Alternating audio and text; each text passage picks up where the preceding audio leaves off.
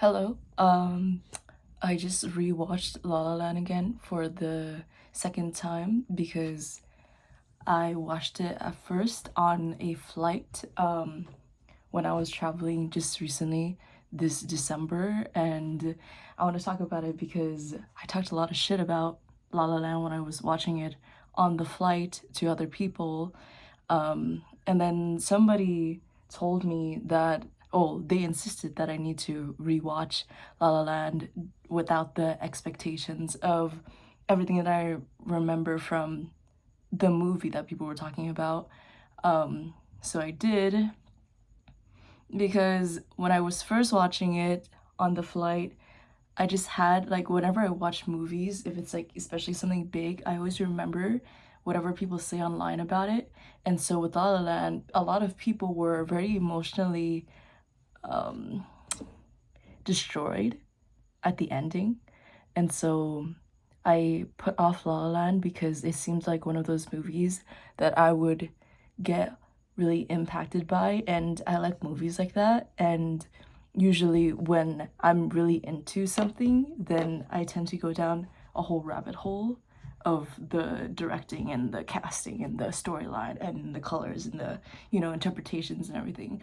And usually I don't really have time for that. So whenever I do watch movies, I always have to like make time in my life to watch it, and then like also have time in case I want to research about it, because that will definitely take up more priority if that does happen than everything else in my life. So I watched it on the flight with the memories of all of the expectations I remember of it needing to emotionally destroy the viewer, and I didn't end up getting that. What I did say to other people was that I didn't think that the development of me and Sebastian were deep enough. I felt it to at that point, to me, after watching it the first time, it felt more of like let me dim the brightness so it doesn't.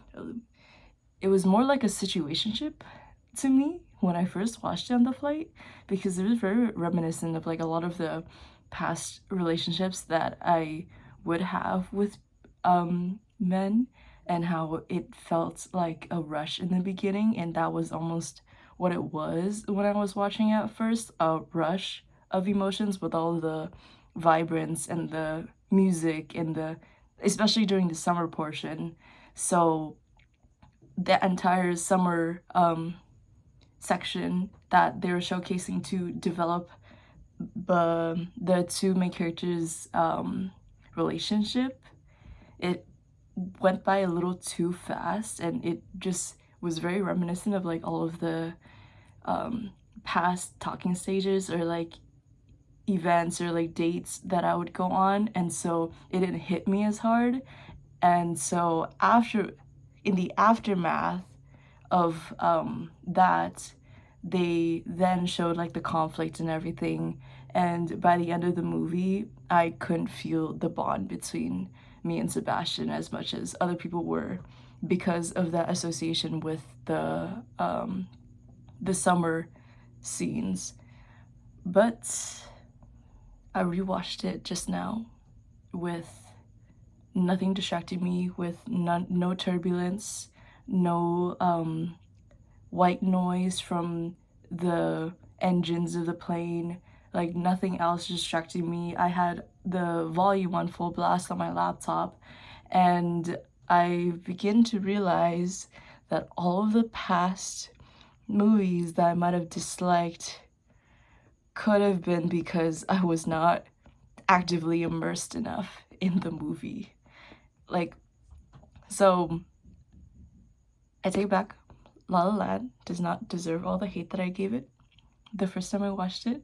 I think all of the other movies as well, because I remember watching there's one anime that was in dub, like way back when in 2018, I think. No, not 2019. It was in dub, and it was supposed to be like an impactful anime movie as well, but it was in dub, and like I was watching it with somebody. So I hate it completely. And then a lot of people usually like for that movie said it was like one of the most impactful animes that they watched. Same for Interstellar. I watched it half with one of my friends on FaceTime, and because I had her on FaceTime, I was like watching it with the intent of like reacting, and so I wasn't fully immersed in Interstellar. Or it could be that I just needed a second rewatch because I also had that expectation of everybody saying that it was spectacular. And so me going to Interstellar, I had this like high expectation that didn't get met when I finished it. So all of those movies I might need to rewatch. So this one, the second rewatch, I got rid of the expectations. There was no more. I just focused on the cinematic piece as what it was, and it's not shit. It's not that bad. I cried a lot more than what I remember on the flight. So I don't think I'm gonna get into it too much. Well, in my head, I did get into a lot while I was watching the movie, and I'm not the type of person to like pause the movie at multiple points in the movie just to like process or like comprehend what it was like trying to show me, or like even with little details of the movie, I would like pause, rewind, research like some aspect of the movie, and then like without spoiling it, and then play again, and that would happen like at least 10 times for every single movie that I watch. So this time that happened. Definitely did that for La La Land for the second rewatch. I think from the second rewatch, from the details and everything, and from the immersion, like my forceful immersion from into the movie, I think they in fact did maybe play out Sebastian's and Mia's relationship fairly well, which is one of my biggest complaints from my first rewatch. Why? I was thinking about this the entire rewatch, and I think the first rewatch, it is true that a lot of their relationship during the summer phase seems a lot like the relationships or like the connections that I would have previously, at least like a couple of years ago, for like a couple of years. Not recent anymore, but like they stay as memories when I used to just go on a lot of, now I think about it, dates and a lot of outings with these men, and it would also be very similar to me and Sebastian's beginning, where they would just like go everywhere, and same banter, same sort of like attention, and I didn't think anything of it, but I guess to a lot of people it might seem like a date sort of thing. So my problem was that I don't view these outings as like dates, but like if I put myself in the mindset of a date, which I did for the second rewatch, because the first rewatch it was just me in Mia's shoes, right? And how I would just normally think in like those situations, and like those situations, even like with some chemistry going on, I would not like think about the romantic aspect. But like in this second rewatch, I actually thought about like if I was communicating with Sebastian, then I'm communicating it in a romantic way, and with that sort of intention, then it was easier for me to go into this movie with like a deeper connection, because I was attaching more of myself in Mia's shoes rather than just like seeing Sebastian as like, oh yeah, it could be like, I don't know, a friendly potential or like an outing or whatever. So I think obviously Mia was intending, well, she felt something romantic obviously from the very beginning. And me as a viewer at the first rewatch, I did not put that in my brain.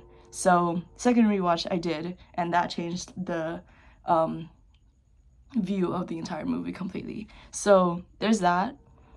And jumping off of that, because I was able to put myself in Mia's shoes, or like, because, you know, I'm a woman, because I was able to put myself in Mia's shoes, I was able to feel a lot more emotional,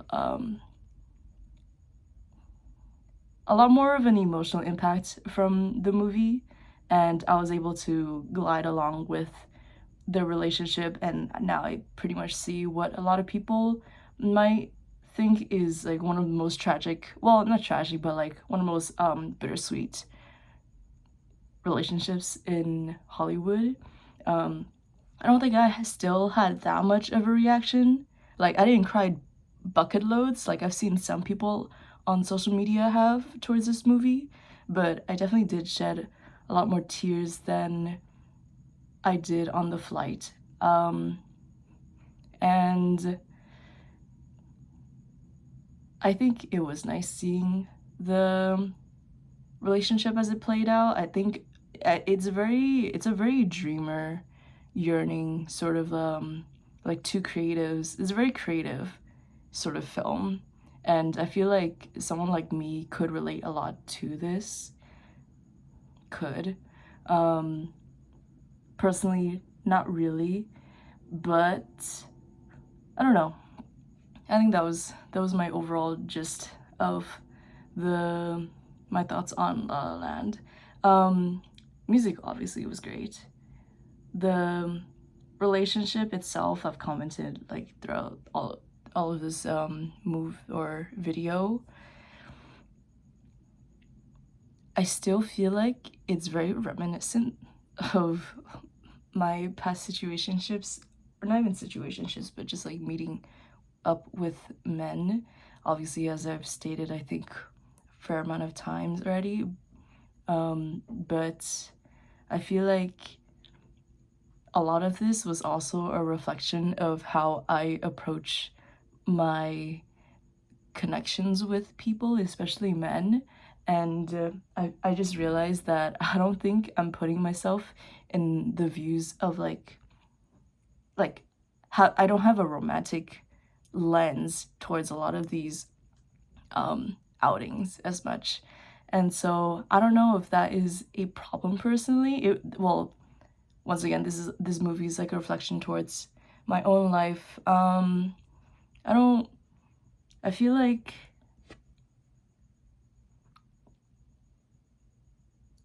I'm gonna have to think about it a bit more.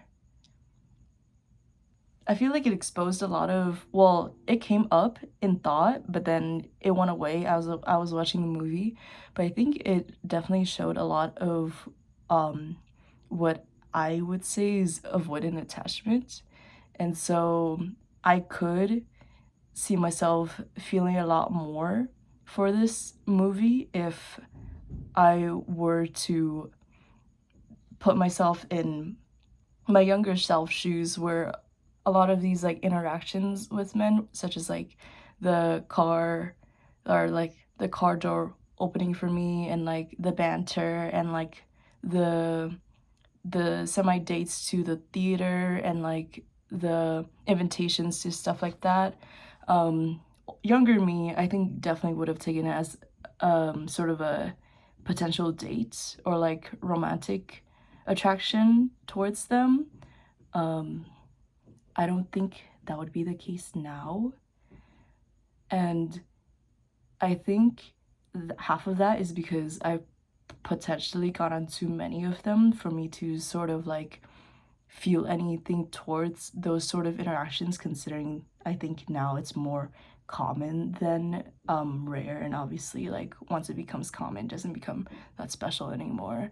And so I think the people viewing this sort of movie, they might not have as many interactions like that as I have in the past, and so they might put a lot more emphasis and meaning towards those sort of interactions, which I wish was still the case for me. And it could be the case for me if I was willing to let myself think about those interactions in that sort of way. But I think as a sort of protective measure from the previous results that occurred from those interactions, I protect myself now and assume that nothing is serious on their end, and so I would not be able to go into this movie initially with the view of something romantic happening and myself attaching to the relationship.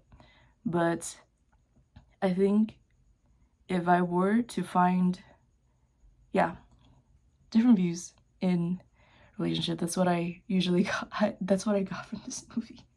Um, Other than that, without going too much into it, I should start watching more movies without people and without any other disturbance, because otherwise I would not be as involved. And if I don't cry at least like a little bit or like shed at least one tear towards a movie, then it didn't catch my attention, because it's either always I need to feel something strong within the movie or it has to relate to me in some sort of way, or else I just don't care or like, or I'm gonna start hating on the movie. And luckily this movie, La La Land, I was able to cry, especially towards the end a little bit. So that's how I consider it to be not horribly bad.